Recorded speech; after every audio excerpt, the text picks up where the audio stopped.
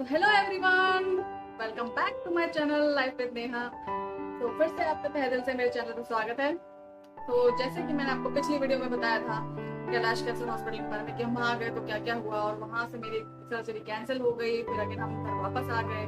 तो अब मैं आपको बताऊंगी कि हिमालय में जाने के बाद मेरे साथ क्या क्या हुआ। तो बने रहिए मेरे साथ। बट उससे पहले, सबसे पहले तो अगर आप मेरे चैनल पर न्यू हैं तो मेरे चैनल को सब्सक्राइब करें और बेल आइकन को प्रेस करना ना भूलें, ताकि आने वाली मेरी हर नई वीडियो का सबसे पहले नोटिफिकेशन आपको मिल सके। Thank you. सो जैसे कि मैंने आपको बताया था कि वहाँ से मेरी सर्जरी कैंसिल हो गई और हम लोग बड़ौदा आ गए, और 25 को हम आ गए थे बड़ौदा दिन में लगभग 3-4 बजे। और हम लोगों ने ज़्यादा लेट नहीं किया, दिन ज़्यादा वेस्ट नहीं किए, बट अगले ही दिन 26 को हम लोग हिमालय कैंसर हॉस्पिटल में गए। तो वहाँ जाने के बाद वही उन्होंने पूछा आपके पास आयुष्मान है, तो आयुष्मान से प्रोसेस कर लेते हैं। तो मेरा मेरा जो प्रोसेस है आयुष्मान से हो गया था स्टार्टिंग से, पहला न्यू केस बना। फिर उसके बाद उन्होंने मुझे सबसे पहले रेडिएशन वाले डॉक्टर के पास भेजा चेकअप करने के लिए। उन्होंने चेक किया, मैंने उनको पूरा केस समझाया कि कैलाश में क्या क्या हुआ, डॉक्टर ने ऐसा बोला और ये सब चीज़ें हुई, और डॉक्टर ने सर्जरी के लिए मतलब एंड टाइम पे बोल दिया कि पूरी ब्रेस्ट निकालनी है। सो आप बताओ क्या करना है, ये पूरा केस है इस तरह से। तो उन्होंने मेरी ब्रेस्ट चेक की, उन्होंने बोला कुछ नहीं, छोटी सी सर्जरी ही होगी और करीबन शायद 20 या 25 रेडिएशन की थेरेपी होगी तुम्हारी, दैट्स इट, इतना ही होगा। तो मैंने बोला अगर फिर भी अगर आपको लगता है कि रिस्क है इस चीज में तो आप अभी भी मुझे बता सकते हैं, तो हम लोग डिसीजन उस हिसाब से लेंगे। ऐसा नहीं है कि मुझे ब्रेस्ट बचानी है इस वजह से। बोले नहीं नहीं, ऐसा कुछ नहीं है। उन्होंने फिर अपने बड़े सर्जन को कॉल लगाया जो मेरी सर्जरी करने वाले थे, फिर उन्होंने मुझे उनके पास भेजा। तो मैं उनके पास गई अपनी मम्मी के साथ। सो मैंने वहाँ पे भी चेकअप कराया, उन्होंने चेक किया, पूरी ब्रेस्ट चेक की। तो उन्होंने बोला कि कौन बोला तुमको कि पूरी ब्रेस्ट निकालनी है, कोई पूरी ब्रेस्ट नहीं निकालनी, छोटी सी गांठ है, उसके लिए पूरी ब्रेस्ट कौन निकालता है, छोटा सा ऑपरेशन होगा, कुछ नहीं है, डरने की कोई बात नहीं है। अरे तुम्हारा कोई मतलब तुम्हारा कोई पोर्शन भी नहीं कटेगा, कुछ नहीं होगा उसमें। तो मैं तो खुश हो गई, मैंने कहा वाओ मस्त। तो मैं खुश हो गई, तो मैं फिर वहां से खुशी खुशी, उन्होंने बोला कि बस प्रोसेस आज ही कर लो जो भी है। सो जिस दिन मैं दिखाने गई यानी 26 तारीख को, उसी दिन मेरी 2 रिपोर्ट हुई, एक्सरे और एक ब्लड रिपोर्ट हुई। और 27 को अगेन मुझे कॉल आ गया हिमालय से कि आप आ जाओ, 3 रिपोर्ट होनी है। तो आज ही आपको एडमिट होना है क्योंकि 28 को आपका ऑपरेशन है, यानी कि 28 जुलाई। तो मैं 27 को अगेन दूसरे दिन ही चली गई मम्मी को लेके, वहाँ पे 3 रिपोर्ट हुई और मुझे फिर एडमिट कर दिया। एडमिट हो गई मैं। एडमिट होने के बाद 28 की सुबह मेरा ऑपरेशन था, सर्जरी। तो सुबह करीबन 10:30 बजे मेरा सर्जरी था, और रात को 12 बजे के बाद मेरा खाना पीना बंद कर दिया था। बोले कि अभी खाना पीना नहीं है क्योंकि सर्जरी से पहले 24 घंटे पहले नहीं खाते, बट उन्होंने 12-13 घंटे पहले ही बंद किया था। सो कुछ नहीं, पानी वानी कुछ नहीं। तो सुबह 10:30 बजे मुझे ले गए। अरे मैं क्या बताऊँ, मैं जब ओटी में गई और मुझे वापस एनेस्थेसिया दिया और मैं बेहोश हो गई। बट टचवुड, मैं जब होश में आई, मैं आईसीयू में थी, ठीक है, शाम के 4 बजे तक मैं आईसीयू में थी। और मुझे ना गले में दर्द, मुझे कुछ भी ऐसी कोई खास फीलिंग नहीं हुई कि मेरी सर्जरी हुई है, सर्जरी हो गई थी। हाँ, ऑफ कोर्स सर्जरी हुई है, कोई चीज़ आपकी बॉडी से निकली है तो वहाँ तो दर्द होगा ही, वो एक नेचुरल चीज़ है। बट जैसा मुझे कैलाश में हुआ था, गले में बहुत दर्द था, होश में आने में दिक्कत हो रही थी, ऐसा कुछ नहीं हुआ मेरे साथ। मैं नॉर्मली होश में आ गई। और जब मैं होश में आई उसके 2 घंटे बाद ही उन्होंने आईसीयू से मुझे जनरल वार्ड में शिफ्ट कर दिया और फिर मेरी मम्मी को वहाँ बुला लिया कि आपकी बेटी को हमने शिफ्ट कर दिया, आप आ जाओ इधर। फिर उसके दूसरे दिन उन्होंने मेरी कुछ रिपोर्ट्स थी, अगेन ब्लड रिपोर्ट होनी थी। और डॉक्टर जैसे आते हैं राउंड पे चेकअप करने के लिए आए भी थे, और उन्होंने चेक किया, बोले कुछ नहीं है, नॉर्मल है ये। अगर ये लिक्विड मतलब जो भी है फ्लूइड अगर निकल भी रहा है तो ये नॉर्मल है, ये अभी भरेगा अंदर तो निकलेगा बाहर क्योंकि जगह खाली हो गई। और मुझे वो ड्रेन लगाया था पीछे बैक साइड में शोल्डर से, तो ट्रेन भी था मेरे साथ। और दूसरे ही दिन उन्होंने मुझे डिस्चार्ज भी दे दिया, बोले कि लड़की नॉर्मल है, लड़की को कुछ नहीं हुआ है, तुम्हारी लड़की बहुत स्ट्रांग है, मस्त एकदम। उसका तो देख के लग भी नहीं रहा ऑपरेशन है। टचवुड में जब से गई ना वहाँ पे हिमालय में, जब से मेरा चला ट्रीटमेंट जो भी अभी भी चल रहा है, लोग मुझे ही ना समझ के मेरी मम्मी को पेशेंट समझ रहे हैं, बोलते हैं कि तुम्हारी मम्मी का इलाज कराना है। उनको यही अभी भी यही लगता है कि मम्मी का इलाज हो रहा है, मतलब मेरे को तो कोई पेशेंट समझता ही नहीं उधर। तो उन्होंने दूसरे दिन डिस्चार्ज दे दिया। उन्होंने बोला कि ये जो ड्रेन है ये तुमको 15-20 दिन रखना है अभी भी, क्योंकि अंदर फ्लूइड भरेगा तो वो इसे ड्रेन के थ्रू निकलेगा, तो उसको अभी रखना है। और एक दिन छोड़ कर ड्रेसिंग करने आना है तुमको, और अभी कंप्लीट बेड रेस्ट करना है, बट एक्सरसाइज कंप्लीटली करनी है। बट एक्चुअली सर्जरी के बाद मेरा जो ये शोल्डर से लेकर जो पूरा हाथ था ना, ये पूरा सुन्न हो चुका था, पूरा सुन्न।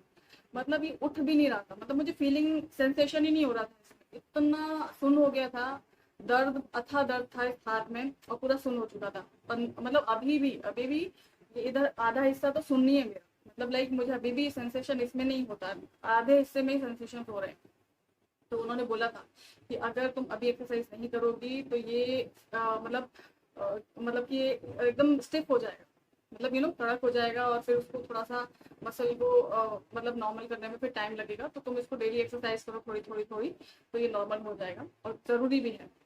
सो एक्सरसाइज के लिए बोला। उन्होंने बोला खाने पीने में यही बोला कि खट्टा मत खाना, तीखा मत खाना, नारियल पानी ज़्यादा पियो, ये सब परहेज बताई थी। बाकी बोले बाकी सब खाओ, कुछ नहीं है, सब नॉर्मल है एकदम। और जो मेरी गांठ निकली थी अंदर से, उसका भी फोटो उन्होंने मुझे दिखाया, मतलब मेरी मॉम ने लिया था। तो बोले कि अब इसकी बायोप्सी आएगी, उसके बाद तुम्हें मुझसे मिलना है, जो सर्जन थे जिन्होंने मेरी सर्जरी की। तो जब बायोप्सी मतलब मैं जाती थी ड्रेसिंग के लिए, हर एक दिन छोड़ के जाती थी वहाँ पे। डॉक्टर चेकअप भी करते थे मेरा। फिर 15-20 दिन के बाद जब बायोप्सी की रिपोर्ट आई और मैं वहाँ गई, सर्जन, अब मुझे कॉल आ गया था हॉस्पिटल से कि आपकी बायोप्सी की रिपोर्ट आ गई है और सर्जन आपसे मिलना चाहते हैं जिन्होंने आपकी सर्जरी की है। तो मैंने बोला कि ठीक है। तो मैं और मम्मी गए और वो मिले मुझे कैबिन में। तो उन्होंने बुलाया, बोले कि देखो ऐसा है कि ट्रेन तो अभी हो गए 15-20 दिन हो गए, ट्रेन तो निकालना ही है, बट उसमें ऐसा था। उन्होंने बोला देखो क्या है कि तुम्हारा जो गांठ है ना, वो डेंजरस कैंसर वाला नहीं है, लेकिन इसका टाइप ऐसा है कि ये आगे जाके कहीं पे भी हो भी सकता है। लाइक इसके जो अंश, इसके जो कण है ना, वो अभी भी शायद अंदर कहीं ना कहीं होंगे, क्योंकि हम कोई भी चीज बॉडी से निकालते हैं तो पूरी तरह तो नहीं निकलती है। तो उसके कण अंदर रह जाते हैं, तो उसको ही क्योर करने के लिए हम कीमोथेरेपी, रेडिएशन थेरेपी, ये सब यूज करते हैं। ठीक है, यस। तो उन्होंने बोला अब तुमको कीमो के सेशन भी लेने हैं। ठीक है, कीमो के सेशन लगेंगे, तुमको तुमको रेडिएशन भी लगेंगे। तो मैंने बोला ओके। वैसे तो कीमो पहले तो नहीं था मेरी थेरेपी में, बट बाद में ऐड हुआ, क्योंकि लाइक मेरा जो गांठ का टाइप था उस वजह से। तो उन्होंने बोला कि ना बहुत टाइप के कैंसर होते हैं। ठीक है, एक लोकल, ओरल, उन्होंने काफी टाइप के बताया। बोले कि हर कैंसर का टाइप अलग अलग होता है, एक जो तेजी से फैलता है और एक जो बहुत धीरे धीरे फैलता है, एक जो फैलता ही नहीं है वहीं स्थिर रह जाता है। सो मतलब ये समझ लो तुम्हारी गांठ डेंजरस नहीं है, लेकिन उसका टाइप डेंजरस है। सो ये थेरेपी तुमको लेनी पड़ेगी। मैंने कहा ओके। फिर उन्होंने बोला कि अभी ड्रेन निकाल दो, जबकि उन्होंने सबसे बड़ी गलती कर दी उस टाइम पे ड्रेन निकालने की, क्योंकि ड्रेन में अभी भी 30 ml फ्लूइड निकल रहा था। और उसमें ऐसा होता है कि ड्रेन में जब तक 5% ना रह जाए तब तक ड्रेन रिमूव नहीं करते हैं। तो उन्होंने, डॉक्टर ने जो अभी हैंडल कर रहे हैं मेरा केस, वो उन्होंने ड्रेन निकलवा दिया। और उसके बाद उन्होंने मतलब स्टिचेस तो निकाल ही दिए थे उस दिन। तो उन्होंने बोला कि अब तुम जाके कीमो के डॉक्टर से मिल लो। तो उन्होंने कीमो वाले डॉक्टर के पास भेज दिया मुझे ड्रेन निकालने के बाद। मैं कीमो वाले डॉक्टर से मिलने गई तो कीमो वाले जो डॉक्टर थे, उन्होंने मुझे दूसरे दिन कीमो लिख दिया।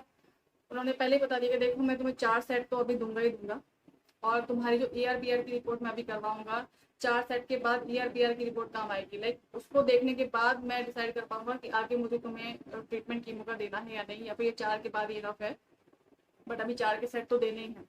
उन्होंने काफ़ी सारी चीज़ें मुझे समझाई, लाइक कीमो में क्या क्या साइड इफेक्ट होते हैं, बाल चले जाएंगे, उल्टी हो सकती है तुम्हें, लूज मोशन लग सकते हैं, मुंह में छाले पड़ सकते हैं, बुखार आ सकता है, बहुत सारे जो साइड इफेक्ट्स होते हैं। और लाइक आई श्योर कि तुमको अभी ये लेना ही है। मैंने कहा हाँ अब तो लेना ही है, कोई ऑप्शन ही नहीं है। तो उन्होंने बोला ठीक है, 4 के सेट का मैं कर देता हूँ। तो उन्होंने बोला कि देखो अब इसमें क्या है कि अभी 4 का सेट लगेगा। अगर ER BR की रिपोर्ट के देखने के बाद मुझे लगा तो 4 का सेट और लगेगा, तो टोटल 8। और अगर ER BR की रिपोर्ट नॉर्मल है तो ये 4 के सेट के बाद ही तुमको रेडिएशन लेना है सिर्फ। मैंने कहा ओके। तो उन्होंने कीमो लिख दिया दूसरे दिन। तो मैंने कीमो ले लिया जाके, दूसरे दिन कीमो हो गया मेरा। कीमो के लिए भी खैर एक प्रोसेस होता है आयुष्मान में, पहले फाइल रखनी पड़ती है, फिर आधा दिन तो उसी में चला जाता है प्रोसेस होने में। फिर उसके बाद प्रोसेस होने के बाद वो कंप्लीट हो जाती है फाइल, फिर उसके बाद कीमो लिया मैंने जाके। तो मुझे 95 mg का कीमो लगा, रेड कलर का। तो कीमो लिया मैंने, और कीमो के बाद सच कहूँ तो मुझे कुछ खास साइड इफेक्ट नहीं हुए, ना मुझे उल्टी हुई, ना मुझे लूज मोशन लगे, ना मुझे बुखार आया, ना मुझे छाले पड़े, मुझे ऐसा कुछ नहीं हुआ, क्योंकि मैं डाइट अच्छी लेती हूँ। बट बीच में एक आध दिन ऐसा हुआ था कि मुझे बहुत नींद आ रही थी, मैं पूरा पूरा दिन सो रही थी। वो इस वजह से हुआ था, जब मैंने कीमो लिया और इन्होंने ड्रेन जल्दी निकाल दिया था, उसकी वजह से जो वो फ्लूइड था, वो फ्लूइड कीमो मिक्स होके मेरे जो ब्रेस्ट में भर रहा था बार बार। तो अब इसमें हुआ क्या, फ्लूइड भरने के कारण वो फ्लूइड निकले कहाँ से, उसे निकलने की कोई जगह नहीं थी। तो जो स्टिचेस इन्होंने लगाए थे, वो स्टिचेस सूख तो गए थे, लेकिन वो जगह तो कच्ची ही थी ऑफ कोर्स। तो वो फ्लूइड वहां से लीक होने लगा। तो फ्लूइड वहां से लीक होने लगा, मैं बार बार उसे रिमूव मतलब ड्राई करूँ, बार बार लीक हो, बार बार ड्राई करूँ। फिर मैं गई, बहुत दर्द बहुत पेन होने लगा मुझे जब फ्लूइड भरने लगा। तो मैं अगेन गई डॉक्टर के पास, मैंने कहा मुझे बहुत पेन हो रहा है ब्रेस्ट में। जब उन्होंने चेक किया, उन्होंने मेरी ब्रेस्ट को जस्ट यूं प्रेस किया, पूरा फ्लूइड एकदम ऐसे बाहर निकला सब करके, जैसे कि क्या बताऊं मैं, बहुत बहुत सारा फ्लूइड निकला। तो मैं डर गई, मम्मी भी डर गई, ये क्या हुआ। तो बोले टेंशन मत लो, कोई डेंजर वाला ऐसा कुछ नहीं है, ये फ्लूइड भर गया है अंदर, उस वजह से निकला है। तो वो फिर हर दिन मुझे ड्रेसिंग कराने जाना पड़ता था, फ्लूइड निकलवाना पड़ता था। उस चक्कर में हुआ क्या, जो मेरे स्टिचेस थे वो पक गए, उसमें से उसमें पस भर गया। तो वो स्टिचेस की जो जगह थी ना, खुल गई, मतलब वो स्टिचेस खुल गए पूरे। फिर अगेन उन्होंने बोला कि अभी 8-10 दिन इसी चक्कर में चले गए थे, ड्रेसिंग करना, फ्लूइड निकालना, ड्रेसिंग करना, फ्लूइड निकालना, उस चक्कर में वो पक गए। वो मुझे पेन तो बहुत रहा, और दवाइयाँ भी खा रही थी मैं, एंटीबायोटिक। सो उसके बाद उन्होंने बोला अब स्टिचेस वापस लेने पड़ेंगे। तो अब इसमें हुआ क्या कि पस तो ऑलरेडी भरा हुआ था। अब इन्होंने स्टिचेस लगाने के लिए मुझे बुलाया, फाइल अगेन रखी अप्रूवल में, अप्रूवल आया, फिर स्टिचेस लगाने के लिए अगेन मुझे ओटी में ले गए। यही समझ लो मेरा मिनी ऑपरेशन अगेन हुआ, कि मुझे पूरा पर्स क्लीन किया इन्होंने अंदर से, जो भी टॉक्सिक जो भी टिश्यूज थे, गंदे वाले बैड टिश्यूज, वो निकाले। फिर इन्होंने वापस सेकंड टाइम मुझे स्टिचेस लगाए।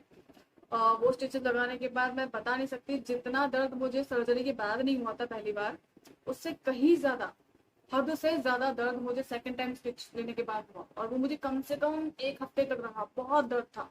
और डॉक्टर तो मुझे दवाई नहीं दे रहे थे, बोलते दवाई की कोई जरूरत नहीं है, स्टिचेस के बाद दवाइयाँ नहीं खानी होती है, हो जाएगा हील, अपने आप हो जाएगा, बस उसको ड्राई रखना, साफ रखना, अपने आप हो जाएगा। अरे क्या हो जाएगा, इतना दर्द हो रहा था मुझे। फिर मैंने दवाई लिखवाई, पर उस दवाई का भी ऐसा था कि मैं जब तक दवाई खाती थी तब तक ही उसका असर रहता था, उसके बाद उसका असर खत्म, फिर दवाई खाओ। तो मुझे इतना दर्द होता था, इतना दर्द होता था, ये करीबन चला चला चला चला 10 दिन चला। उसमें हुआ क्या, इन्होंने स्टिचेस तो लगाए पस साफ करके, लेकिन अगेन वो सेकंड टाइम लगाए हुए स्टिचेस में अगेन पस भर गया, अगेन पस होने लगा। मैं परेशान हैरान हो गई, मेरा दिमाग खराब हो गया। फिर हुआ ये कि मतलब वो तो दवाई ढंग की दे नहीं रहे थे। फिर मैं यही एक लोकल डॉक्टर है उनके, हुआ इस बीच में हुआ ये कि संडे पड़ गया, ठीक है। तो उन्होंने बोला कि कल तो मैं नहीं हूँ और हॉस्पिटल में भी छुट्टी रहेगी, तो तुम अपने घर के पास किसी भी क्लिनिक में जाके ड्रेसिंग करवा लेना। तो मैं अपने घर के पास एक लोकल डॉक्टर है, यहाँ पे मैं चली गई ड्रेसिंग करवाने। उन्होंने देखा, वो तो हैरान रह गए, बोलते ऐसा कैसा केस किया है तुम्हारा, मतलब ये इसमें पस भर रहा है और दवाई भी नहीं दी है तुमको। तो उन्होंने मुझे बोला कि 2 दिन की दवाई सिर्फ मैं तुम्हें देता हूँ, 2 दिन खाओ, बस पूरा सूख जाएगा। और टच वुड, उन्होंने जो दवाई दी मुझे, 2 दिन में मेरा पूरा पस सूख गया, पूरा पस। और इवन इसी बीच में मेरी एक जो जानने वाले रहते हैं यहाँ पे सोसाइटी में, उनके जानने वाले कोई डॉक्टर है, वो मुझे घर पे भी देखने आए थे। फिर मेरी पस की भी रिपोर्ट करवाई, वो पस की रिपोर्ट नेगेटिव आई, क्योंकि 2 दिन में पूरा पस सूख चुका था। तो उसके बाद फिर मैं अगेन गई हॉस्पिटल ड्रेसिंग कराने, तो पस तो सूख चुका था। तो डॉक्टर ने, अब पता है डॉक्टर को कि गलती तो उनसे ही हुई है, तो उन्होंने फिर अगेन वहीं जहाँ पे ड्रेसिंग रूम होता है, तो वहीं पे ही अगेन मुझे बोले कि तुम्हारा एक स्टिच और लेना पड़ेगा। मैंने कहा सर अभी नहीं, अब बिल्कुल भी नहीं, अब पूरी तरह पस सूख जाए, मैं पूरा ड्राई हो जाए, पूरा सही हो जाए, मैं फिर लगूंगी। बोले देखो अभी तुम्हारी कीमो की डेट आने वाली है 1 हफ्ते बाद, फिर तुम्हारा स्टिचेस कैसे सूखेगा, फिर उनको तो नहीं समझा सकते ना। तो मैंने बोला ठीक है, मैं 1-2 दिन बाद आती हूँ। फिर मैं 1-2 दिन बाद गई, उन्होंने स्टिच लिया, वही ड्रेसिंग रूम में ही स्टिच ले लिया। और भाई बता नहीं सकती, उन्होंने सुन किया लेकिन सुन हुआ नहीं, तो ना दर्द हुआ स्टिच लेते टाइम। एक खाली बोलते हैं, कोई एक स्टिच नहीं होता है, धड़ धड़ धड़ धड़ अपने हिसाब से स्टिचेस लेते जाते हैं। फिर वो स्टिच लिया, वहीं पे होश में ही मेरे को बोलते देखो आज मैंने तुम्हारी फाइल अप्रूवल में नहीं रखवाई है, देखो मैंने तुम्हें यहीं पे मैंने कहा सर, तो मेरे को तो सिलाई की मशीन बना दिया है आपने, जब देखो स्टिचेस लेने के लिए बुला लेते हो। तो बोले अब क्या करें, अब हो रही है कॉम्प्लिकेशन, तुम्हारी हीलिंग ही नहीं हो पा रही है, हम क्या करें। सो ये सब हुआ, स्टिचेस लिए।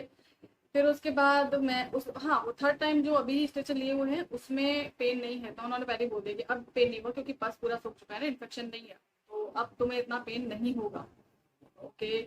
फिर उसके बाद मैं सेकंड डे कीमो वाले डॉक्टर के साथ पास मिलने गई, मम्मी के साथ।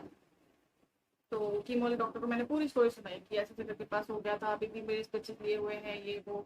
तो उन्होंने बोला कि ठीक है, और उनको मैंने सारी स्टोरी बताई। तो बोले कि 1 हफ्ता एक्सटेंड करते हैं, कीमो जब लेते हैं तो वैसे तो उसकी 21 दिन की ही साइकिल होती है, बट कोई बहुत बड़ी प्रॉब्लम है तो 1 हफ्ता एक्सटेंड कर सकते हैं, चलता है इतना, बट 1 हफ्ते से ज़्यादा मत लेना। तो मैंने कहा ठीक है। उन्होंने 1 हफ्ता मुझे एक्सटेंड करके दिया। 1 हफ्ते बाद अगेन मैं गई, क्योंकि स्टिचेस तो अभी भी लगे हुए हैं, सूखे तो है नहीं, निकाले तो है नहीं अभी स्टिचेस। तो मैं गई वापस उनसे मिली, तो वो तो जो मेन जो डॉक्टर हैं कीमो के, उनसे जाके मिली मैं। तो उन्होंने बोला कि देख, अगर अभी हीलिंग नहीं हुई है तो मैं कीमो नहीं दूंगा, क्योंकि कीमो मेन होता है हीलिंग करने के लिए, अपने को हीलिंग चाहिए ताकि जो टॉक्सिक जो बैड टिश्यू जो जो भी अंदर जर्म्स है वो खत्म हो जाए। ठीक है, इसलिए नहीं चाहिए कि इन्फेक्शन और बढ़ जाए। अगर तुमको अभी इन्फेक्शन है और मैंने अभी कीमो दिया तो इन्फेक्शन और बढ़ जाएगा, तो वो हमें बढ़ाना नहीं है, हमें खत्म करना है। तो पहले तुम्हारी पूरी हीलिंग हो जाए, उसके बाद हम कीमो का रीस्टार्ट करते हैं, अभी कीमो मैं नहीं दूंगा। मैं बता नहीं सकती, मैं इतनी खुश हो गई, इतनी रिलैक्स हो गई, मैं यही चाहती थी कि कीमो स्किप हो जाए। तो उन्होंने बोला कि अभी कीमो नहीं लेना है, अभी जो भी तुम्हारी दवाइयाँ चल रही हैं वो कंटिन्यू रखो, फिर जब भी तुम्हारी 10-12 दिन बाद हीलिंग हो जाएगी फिर हम कीमो रीस्टार्ट करेंगे, अभी नहीं करना है। तो बस फिर मैं वापस डॉक्टर के पास गई अपने, फिर उन्होंने ड्रेसिंग किया। उन्होंने बोला कि नहीं नहीं कि टाँके तो सूखने लगे हैं, तुम ले लो। कि मैंने कहा नहीं सर, मुझे नहीं लेना है। और मतलब जो कीमो वाले डॉक्टर हैं उनसे बात हो गई है, उन्होंने बोला मुझे भी नहीं देना। बोले चलो ठीक है, तुम्हारी कीमो वाले डॉक्टर से बात हो गई है तो मत लो। तो बस यही है, अभी कीमो स्किप है मेरा, अभी मैं रेस्ट पे हूँ, क्योंकि स्टिचेस लगे हुए हैं। जब ये स्टिचेस निकल जाएंगे उसके बाद हीलिंग हो जाएगी, उसके बाद मैं कीमो लूंगी और कीमो फिर से रिस्टार्ट होगा। तो अभी अगेन वापस शायद 4 साइकिल लगेंगे, आई डोंट नो। मेरे स्टिचेस तो पक ही गए, बट जो वो फ्लूइड मेरे स्टिचेस में से लीक हो रहा था, तो जहां जहां मेरे कपड़ों में लग रहा था ना, वो पूरे कपड़े फट गए, लाइक एकदम होल हो गया उनमें।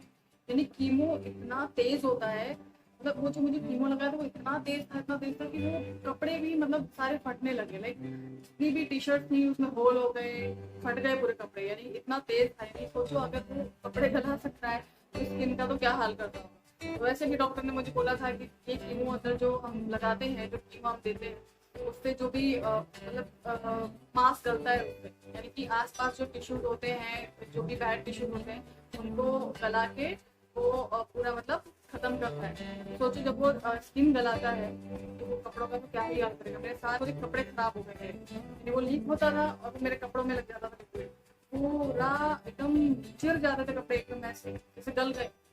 बहुत बस बहुत खराब हालत हो गई। तो सोचो मुझे कितना पेन और कितनी तकलीफ हो रही होगी। तो बहुत बहुत खराब। बेसिकली अगर फर्स्ट टाइम जब स्टिचेस सूख गए थे, इन्होंने ड्रेन जो निकाला, वो ड्रेन उन्होंने इतनी जल्दी नहीं निकाला होता ना, तो ये कॉम्प्लिकेशन होते ही नहीं। मेरे स्टिचेस मस्त सूख गए थे, एकदम लग ही नहीं रहा था कि मेरा सर्जरी हुआ है। एकदम नॉर्मल जैसी मैं पहले थी वैसा ही फील हो रहा था मुझे, एकदम मस्त हो गया था। इन्होंने अगर ये ड्रेन का चक्कर नहीं डाला होता ना तो मस्त एकदम सही था। ये ड्रेन के चक्कर में सब गड़बड़ हो गई, फ्लूइड अंदर भरने लगा और वो उसके चक्कर में अभी तक हीलिंग नहीं हो पा रही है मेरी ब्रेस्ट की। सब एकदम उसी के चक्कर में सत्यानाश हुई है। तो हीलिंग होने में टाइम लगेगा, क्योंकि अब आप समझ लो एक जगह से कुछ निकाला है बॉडी में से, वो जगह खाली हो गई है, तो उसे भरने में टाइम लगेगा, हीलिंग में टाइम लगेगा, जब तक वो मांस भरे। तो यही चक्कर है, जब तक हीलिंग होगी, मतलब ये समझ लो कि पूरी हीलिंग हो जाएगी उसके बाद ही ये कीमो एंड ऑल मैं स्टार्ट कर पाऊंगी। अभी तो काफी लंबा चलेगा ये समझ लो, इन्फेक्शन भी होंगे। तो बस यही है। तो आगे क्या होता है ये सब कुछ मैं आपको शेयर करूंगी, तो बने रहिए मेरे साथ। Stay tuned, thank you, bye bye.